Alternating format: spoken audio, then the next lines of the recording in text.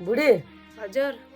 छोरी हाम्रो छोरी होइन 18 वर्ष पुगेपछि तिमी कति वर्ष पुग्छौ 35 ठ्याक्क गरी भन्यौ त ठ्याक्क भन्छौ त तिमी त 35 वर्ष हो र कति वर्ष हुन्छ खै 18 19 20 खै कति पो हो खै 35 हो क्या हो फेरि मलाई धेरै छोरो मैमा त्यसो भए तिमीलाई आमा छोरी कोही पनि भन्ने होइन त होइन मलाई पनि भन्दैन झन् म त आफ्नो छोरीसँग कसरी घुम्छु अनि तिमीले यति सानै उमेरमा किन बिहे गरे त किन गरे म ह्यान्डसम भएर त्यस्तो होइन लोक परे बिहे गरे लभ परे गरे लभ केमा पर्यो अब तिम्रो र मेरो भन त सबैजना सोधिरहेको थियो के केमा पर्यो लभ म त लभ केमा पर्छ फेसबुकमा मेसेन्जरमा टिकटकमा त्यस्तो टिकटकमा ए टिकटकमा लाइभमा त होइन गाइज उसले चाहिँ होइन ऊ मेरो पछाडि यस्तरी लाग्यो कि अब के भनौँ होइन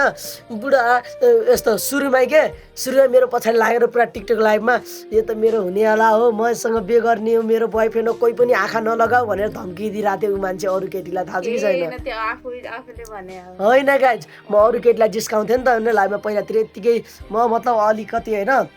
सोझो टाइप होइन नि त म त सोझो टाइप त होला होइन म आफूलाई अब सोझो त भन्दिनँ अलि म त केटीहरूलाई छेड्ने टाइप छु कि म चाहिँ पहिला केटीहरूलाई म छेड्थेँ होइन फेरि ऊ मेरो लाइफमा आउँथ्यो होइन लुकेर हेर्थ्यो कि कसैलाई हो दायाँ बायाँ गरेर छ किन भनेर हेरेर आउँथ्यो कि फेरि मैले दायाँ बायाँको केटीसँग टिकटकमा बोल्न लगायो भने सिधा मेसेन्जरमा फोन आइहाल्थ्यो कि ढ्याँ गरेर